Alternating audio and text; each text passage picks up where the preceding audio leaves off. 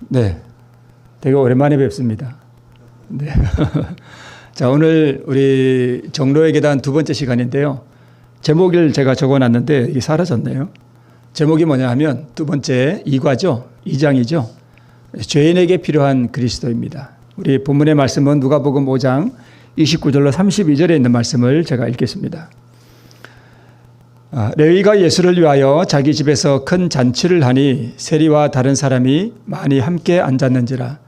바리새인과 저희 서기관들이 그 제자들을 비방하여 가로되 너희가 어찌하여 세리와 죄인과 함께 먹고 마시느냐. 예수께서 대답하여 가라사대 건강한 자에게는 의원이 쓸데없고 병든 자에게라야 쓸데있나니 내가 의인을 부르러 온 것이 아니요 죄인을 불러 회개시키러 왔노라.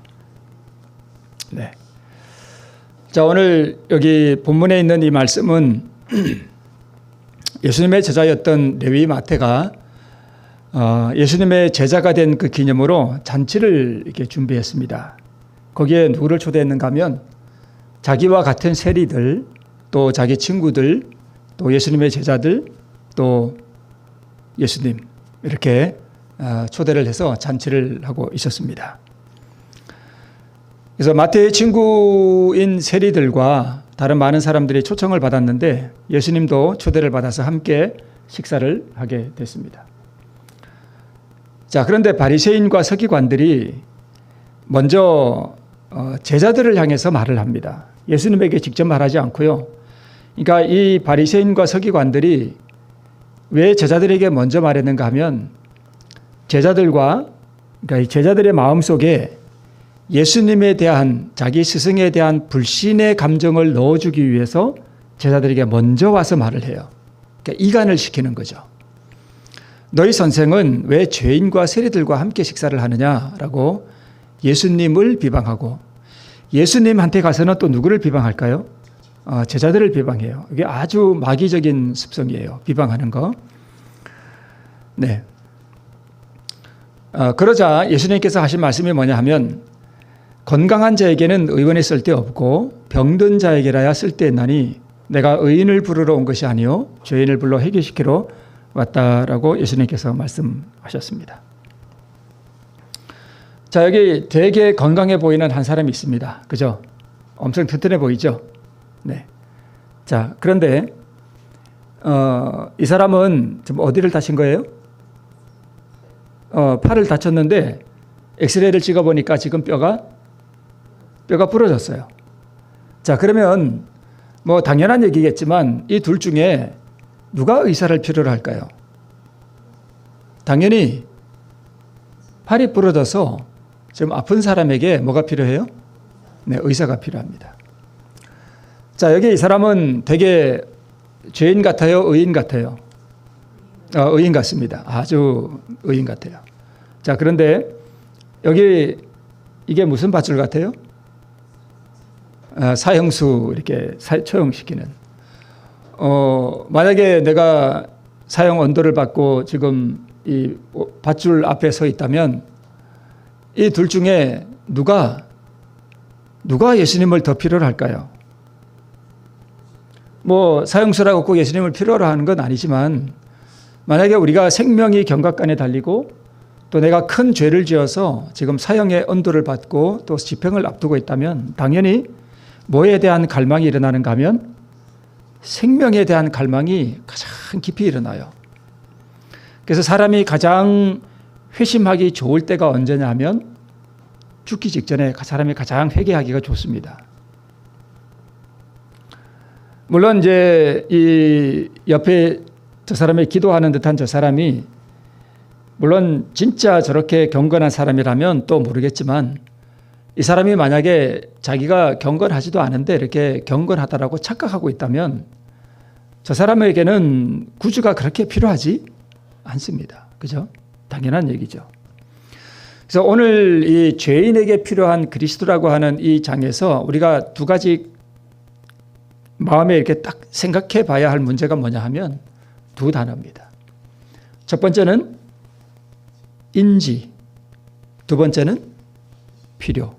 이 두 가지가 이 정로의 계단 두 번째 장 죄인에게 필요한 그리스도라고 하는 이 대목에서 이 두 가지 단어가 핵심 단어라고 볼 수 있습니다. 물론 인지라는 단어가 우리 정로의 계단에 나오지는 않습니다만은 인지라고 하는 게 뭐냐 하면 어떤 사실을 분명하게 인식하여 아는 것을 인지라고 합니다. 자, 여기 이 건강한 사람과 이 경건하다고 스스로 생각하는 사람, 이 사람이 이제 진짜 경건한 건 아닌데 자기가 스스로 의롭다고 생각하는 바리새인이라고 생각해 봅시다. 그러면 이 두 사람은 의사가 필요하지 않고 의가 필요하지 않습니다. 그죠? 왜요? 자기가 뭐라고 생각하니까? 의롭다고 생각하기 때문에 의에 대한 갈망이 없어요. 그래서 이게 참 역사적으로 지금 옛날부터 지금까지 이게 역사예요. 뭐냐 하면 제7일 안식일 우리는 예수 재림교회죠. 근데 옛날 유대인들은 안식일 잘 지키면서 뭘 기다린 사람들인가 하면 예수님의 초림 기다린 사람들이에요. 그래서 그 사람들은 제7일 안식일 예수 초림 교인들이고 우리는요 재림 교인들이에요. 근데 초림 교인이나 재림 교인이나 다 마찬가지예요. 뭘 모르는가 하면 뭐가 안 돼 있는가 하면 왼쪽 메뉴에 인지가 안 돼요. 이게 뭐냐 하면 옛날 서기관과 바리새인들은 다 자기들의 행위로 말미암아 자기가 어떻다고 생각했는가 하면 의롭다고 생각했습니다. 건강한 사람, 의로운 사람. 근데 재림교회도 마찬가지예요. 재림교회도 그래요. 그 라오디가 교회에 보내는 기별에 보면 그렇잖아요. 그래서 계시록 3장 17절 라오디가 교회에 보내는 기별에 보면 우리 재림교인들은 가난하고 소경되고 가련하고 곤고하고 벌거벗었는데 이걸 알지를 못해요. 그러니까 인지가 지금 안 돼 있는 거예요. 근데 이런 말씀을 우리가 들으면 약간 좀 뭐라 그럴까? 마음이 상한다 그럴까? 좀 그런 기분이 들 수도 있는데 우리가 의를 얻고 의인이 되고 구원받는 데 있어서 첫 번째 조건이 뭐냐 하면 인지예요.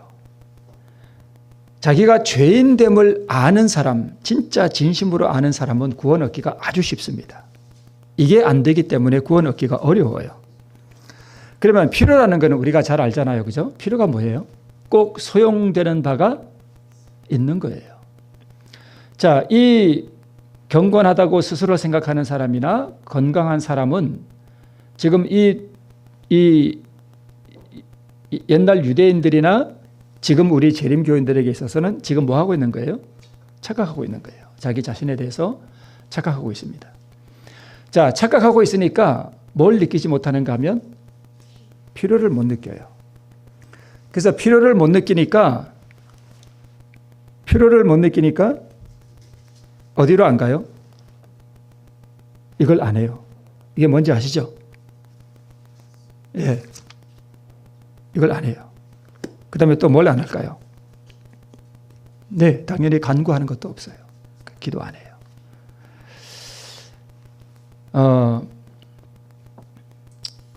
이거는 이제 하나의 그림인데 여자들은요, 거울 앞에 서면 자기가 날씬한데도 뭐처럼 보여요? 뚱뚱하다고 생각한대요. 진짜 그런데요. 심리가 그렇대요. 근데 남자들은 자기가 이렇게 저처럼 이렇게 좀 약간 조금 비리비리하고 근육도 별로 없고 그런데도 거울 앞에 서서 자기가 이렇게 뭐 괜찮다 또는 자기 얼굴이 이렇게 백가죽도 좀 이렇게 있고 못생겼는데도 자기가 뭐하다고 생각하냐면 잘생겼다고 생각한대요. 착각한대요. 거울을 보고 대부분이 그렇대요. 그래서 여자들은 실제로 자기가 나 살쪘어. 어떻게 이렇게 날씬한데도 이렇게 생각하고 남자들은 못생겼는데도 내가 이만하면 잘생겼지 이렇게 생각한다는 거예요. 뭐 하는 거예요? 착각하고 있는 거예요. 그런데 이게 옛날 유대인들도 그랬고 지금 재림교인들도 그래요. 그래서 이게 그 옷가게 가면은요 거울을 이렇게 옷 입어보는 거울이 있잖아요. 그 거울을 일부러 날씬해 보이는 거울을 만들어놔요. 그래서 그 옷가게 가서 이렇게 옷 입어보고 절대 착각하면 안 되는 게 거울을 만들 때 옆으로 펑퍼짐하게 만들지 않고 길어 보이는 거울을 만들어요. 진짜 옷가게 가면 이렇게 길어 보인다니까. 자기가 키가 늘씬해 보여요. 착각하게 만들어요.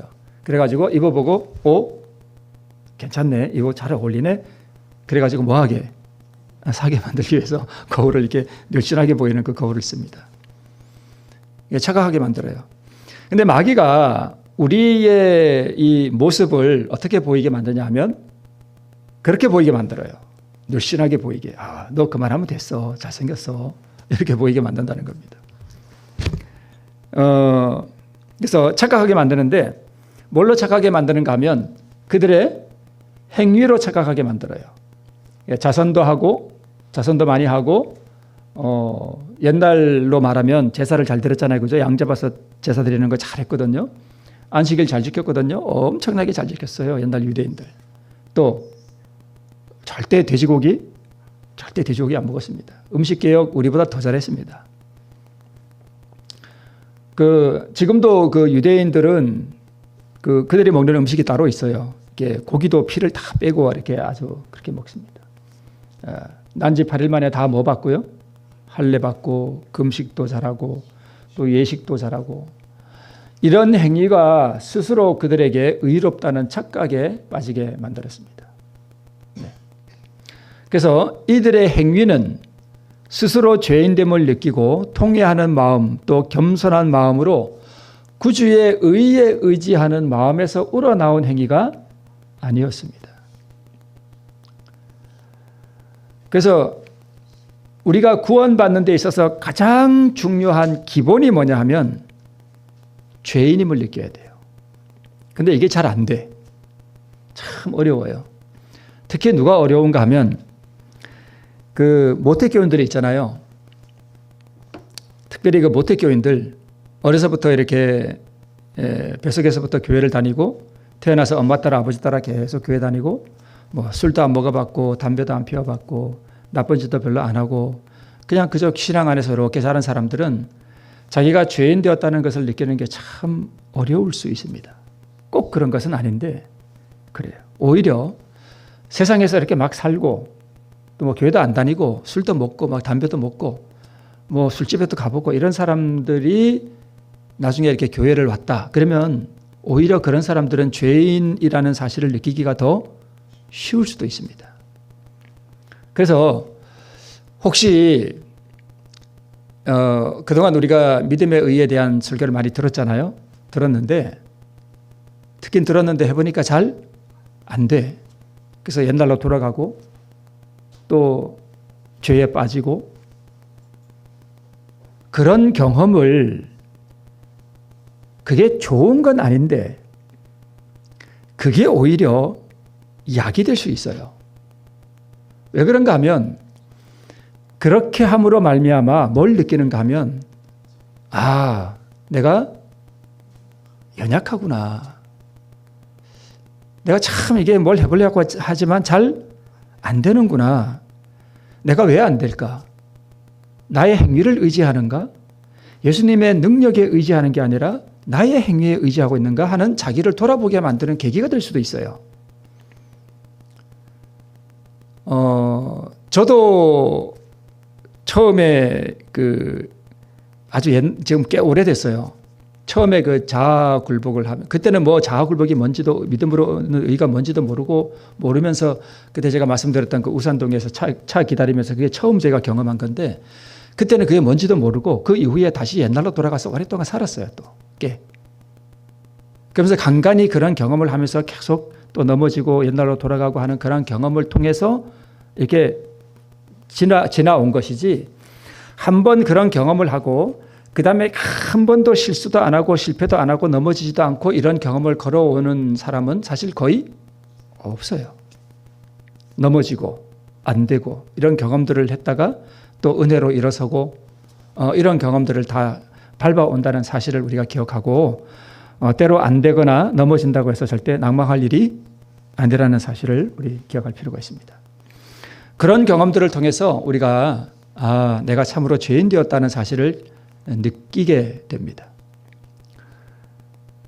그렇게 할 때마다 우리는 무엇을 더 느끼게 되는가 하면, 아, 내가 구주의 의에 의지해야 한다는 그런 느낌을 더 받게 됩니다. 그래서 자신들의 순종의 행위 그 자체가 하나님 앞에 공로가 된다는 생각에서 우러나온 옛날 그 유대인들 대부분이 그런 생각에서 우러나온 것이었습니다. 자, 제목이 이제 나오는데, 죄인에게 필요한 그리스도. 그래서 죄인에게 필요한 그리스도. 이 짧은 문장 속에 많은 게 참 여기 의미가 들어있거든요. 죄인에게 필요한 그리스도인데, 죄인이라는 사실을 느끼지 못하면 뭘 느끼지 못하는가 하면 필요를 못 느낀다는 거예요. 그죠?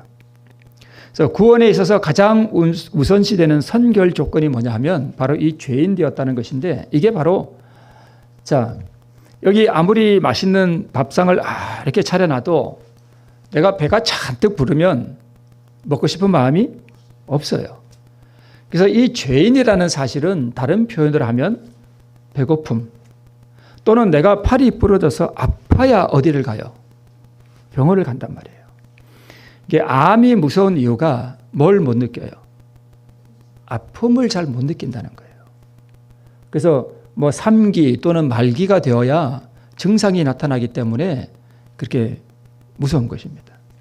때로는 내가 죄를 짓고 난 다음에 죄책감이 나쁜 것이지만 이것이 오히려 우리에게 예수님이 필요하다는 것을 우리에게 가르쳐 준다는 것입니다.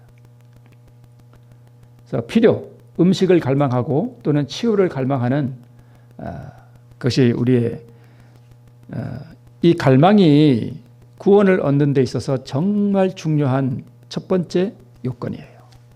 갈망. 목이 마르다 이거예요. 목마른 사람이 뭐 판다고요? 우물 판다고. 목이 말라야 내가 어떻게 해야 구원을 얻을까라고 묻게 됩니다. 그리스도는 생명의 떡이잖아요. 그죠? 배가 고파야 뭘 찾아요? 떡을 찾는데 배가 안 고프다는 거예요. 배고픔을 못 느낀다는 거예요. 이게 왜 그런가 하면 마비가 돼서 그래요. 죄의 마비가 됐고, 마귀가 물은 그 독 이빨에 우리가 독에 마비가 돼가지고 배고픈 줄을 못 느껴요. 예레미야 5장 3절에 보면 옛날 이스라엘 백성들이 뭐 한 줄을 알지 못한대요. 아픈 줄을 알지 못한대요. 그러면 우리가 배가 고프고 죄인 되었다는 사실을 깨닫게 해주시는 분이 누구냐 하면 누구예요? 성령 하나님이세요. 그래서 우리가 인지를 하지 못하는 이 오류를 제거하고 우리에게 필요를 느끼게 하시는 분이 누구냐면 바로 성령님이세요. 그래서 그가 와서 죄에 대하여, 의에 대하여, 심판에 대하여 세상을 책망하시겠다는 이 말씀이, 여기서 그가 누구냐면 또 다른 보혜사, 바로 성령 하나님이시고요. 이가 와서 죄에 대하여 우리를 책망해 주신다는 것은 성령께서 나에게 죄인됨을 알게 해 주시는데, 여러분 참 역설이지만 언제 우리가 죄인됨을 많이 느끼는가 하면 내가 크게 죄를 짓고 넘어졌을 때 오히려 내가 죄인 되었다는 사실을 알게 돼요.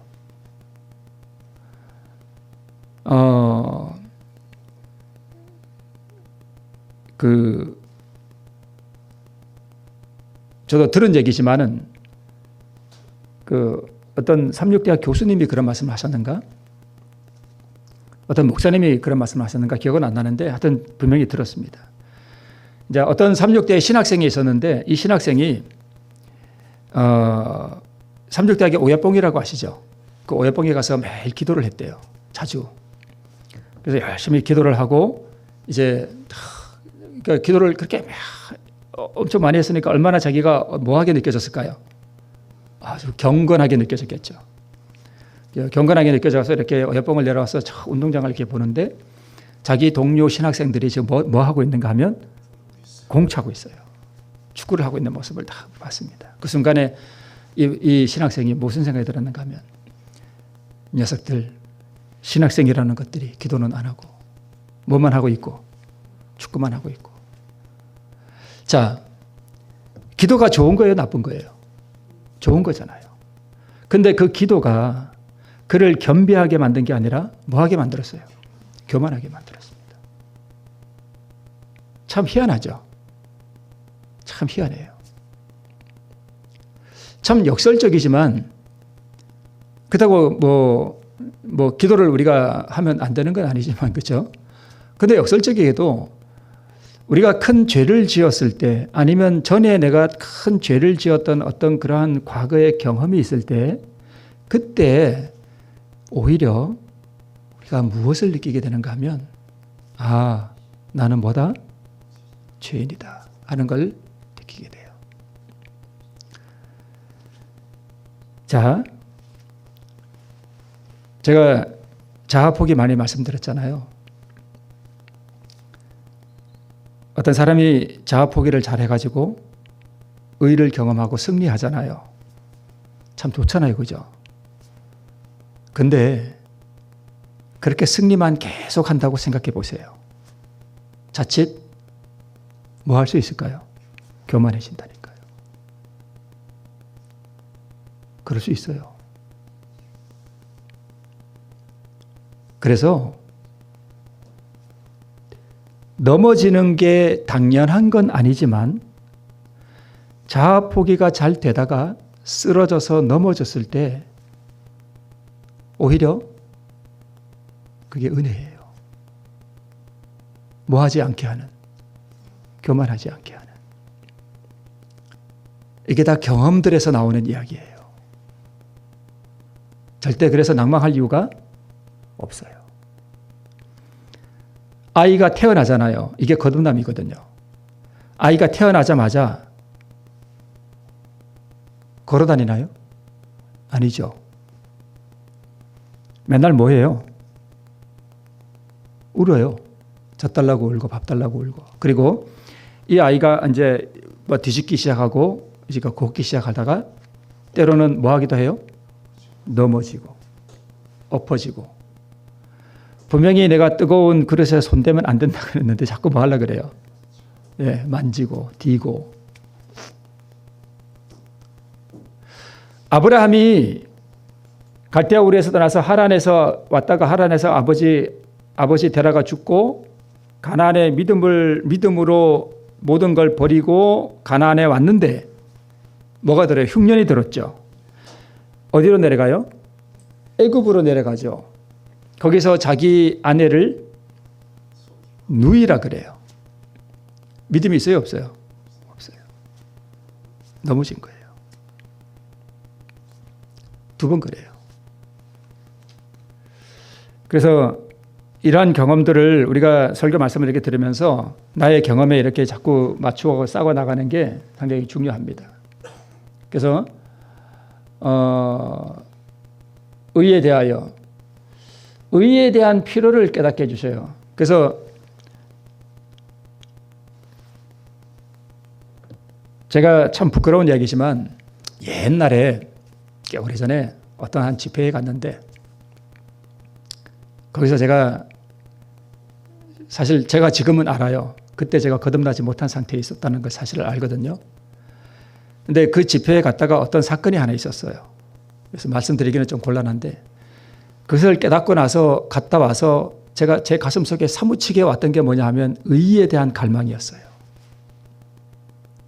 그래서 집에 제가 그때 분당 살았는데 이제 고등동 교회를 다니면서 섬기면서 사택은 이제 저기 분당에 있었습니다. 저 분당 그 요한 성당이라고 큰 성당이 있고 한데 그 옆에 살았거든요. 근데 집에 왔는데 제 가슴 속에 지금도 그때 그 기억이 생생해요. 아, 예수님의 그 의를 얻고 싶다는 갈망이 제게 깊이 왔었습니다.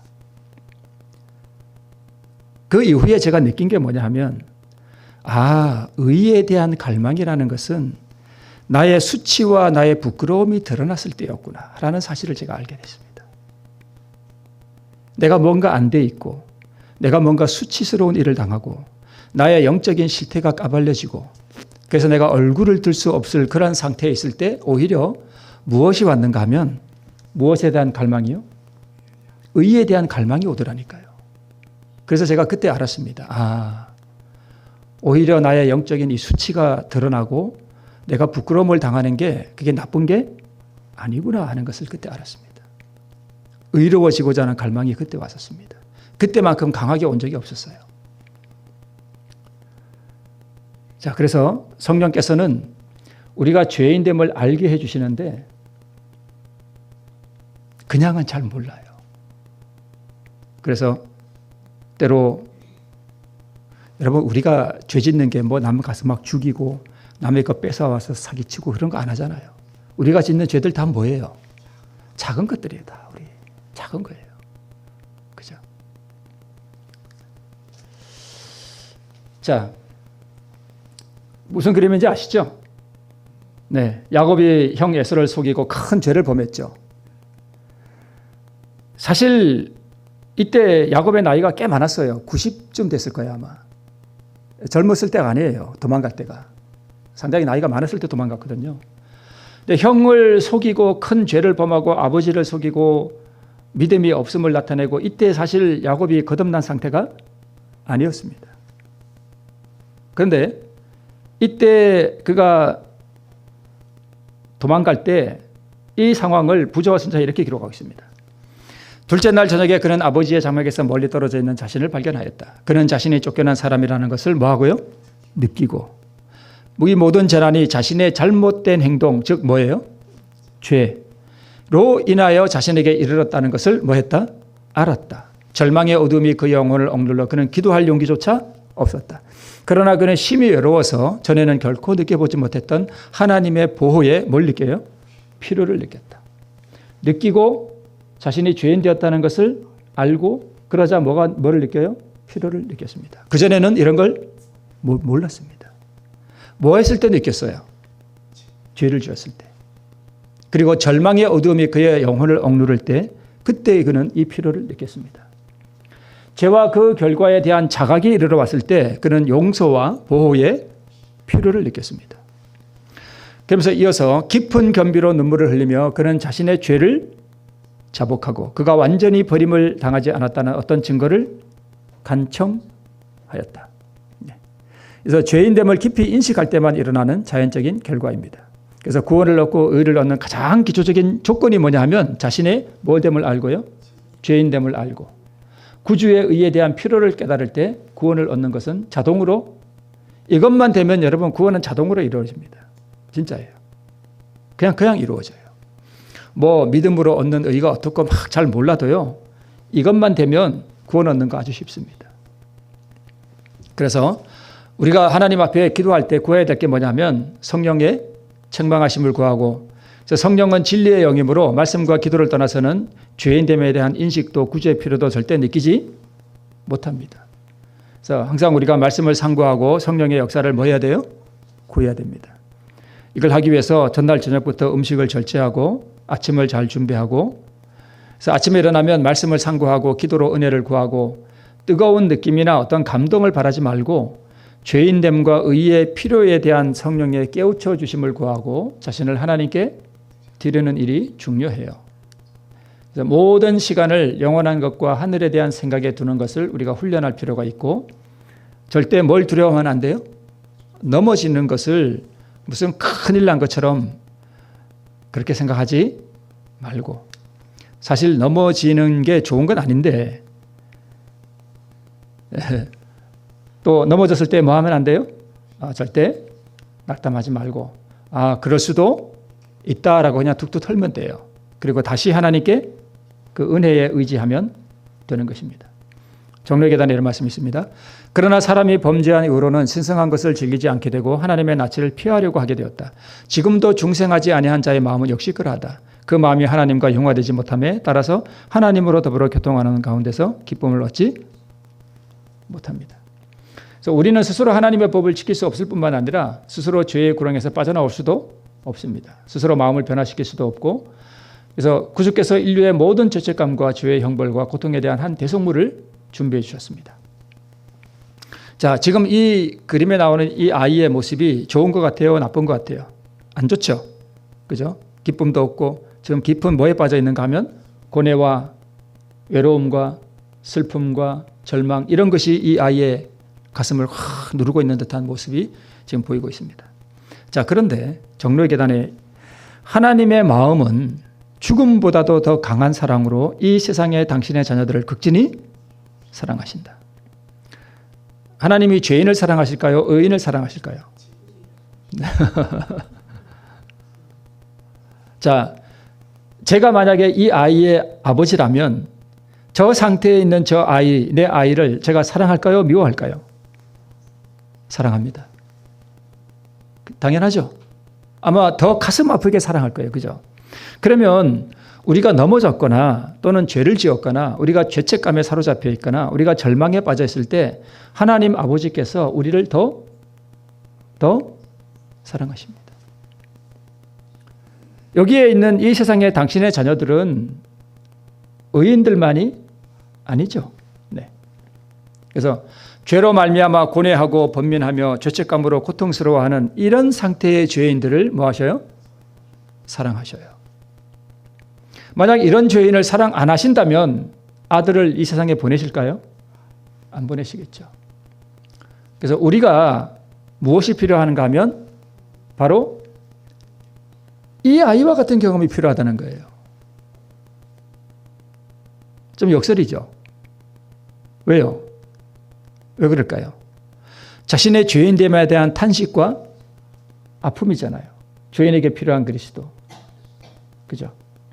그래야 구주의 필요에 대해서 알게 되고, 만약 이 아이가 가출 청소년이라면 자신의 상태에 대한 자각, 내가 왜 이렇게 됐을까? 그죠?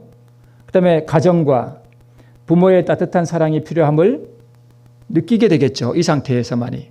지금 자기에게 돈이 있고 친구들이 어울려서 술 마시고 즐겁게 놀고 있다면 부모 생각이 날까요? 안 날까요? 안 나죠. 당연히 안 나죠.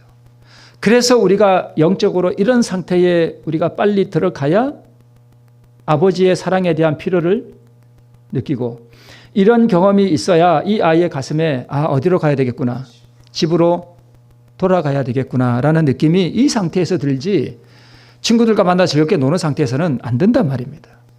그래서 죄인에게 필요한 그리스도, 지금 오갈 데 없고 친구들도 이제는 돈도 없고 한 이 친구 안 받아주고 그래서 잘 데도 없고 춥고 배고프고 그래야 집으로 돌아갈 마음이 생길 거 아니에요. 그죠? 당연히 똑같은 상태에 누가 있었어요? 탕자가 바로 저 상태 아니었어요. 탕자가 이랬다니까요. 탕자가 내 아버지 집에는 뭐도 많고 뭐도 많은데 나는 여기서 추려 죽는구나.